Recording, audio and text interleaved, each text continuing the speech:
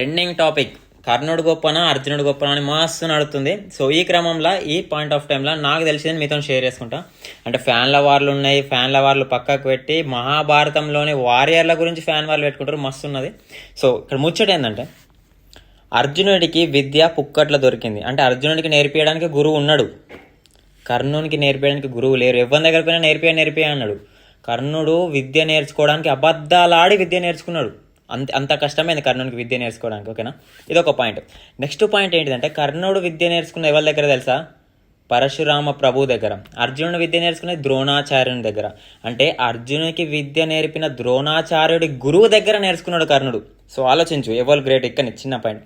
So ఇంకొక point ఏంటంటే కర్ణుణ్ణి చంపడం ఎవ్వరి తరం కాదు.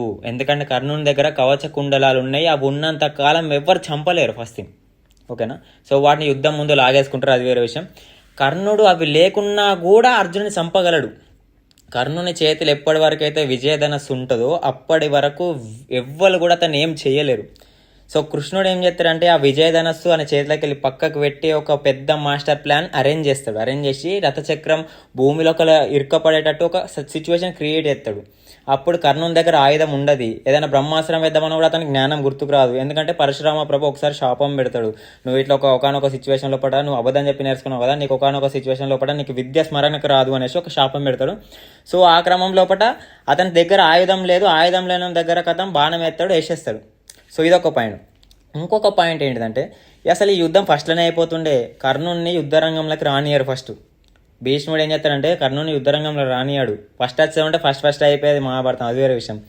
కర్ణుడు ఇంకొక మాట ఇస్తాడు వాళ్ళ అమ్మకి, నేను ఎవరిని చంప నలుగురిని, ఓన్లీ ఒక అర్జునుడిని చంపుతా అని అక్కడ ఒక బదినిస్తారు మళ్ళీ కర్ణుని. ఇంకొక విషయం ఏంటంటే కర్ణుని దగ్గర ఒక అస్త్రం ఉంటుంది, శక్తి అస్త్రం అని ఇంద్రుడు ఇస్తాడు.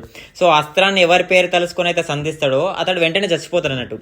సో కర్ణుడు ఎప్పుడైనా అది అర్జున్ కోసమే దాచిపెడతాడు, కానీ కృష్ణుడు అర్జున్ని రక్షించాలని ఘటోత్కచుడిని బలిస్తాడు. ఈయన ఎట్లా అంటే ప్రతి పాయింట్ ఆఫ్ టైంలో కర్ణుడిని ప్రతి సిచ్యువేషన్ అతన్ని మెంటల్గా డిస్ట్రాయ్ చేస్తారు. మొత్తం మెంటల్గా డిస్ట్రాయ్ చేసి ఆయుధం లేని సమయం లోపల అతన్ని చంపేస్తారు. అంతే తప్పించి కర్ణుని చంపడం ఎవ్వంతోని కాదు. అట్లా నేను అర్జునుని తక్కువ అంచనా అవుతాను. అర్జునుడు ఉత్తముడు కానీ కర్ణుడు శ్రేష్ఠుడు. కర్ణుని దగ్గర ఇంకొక అస్త్రం ఉంటుంది అర్జునుని చంపడానికి.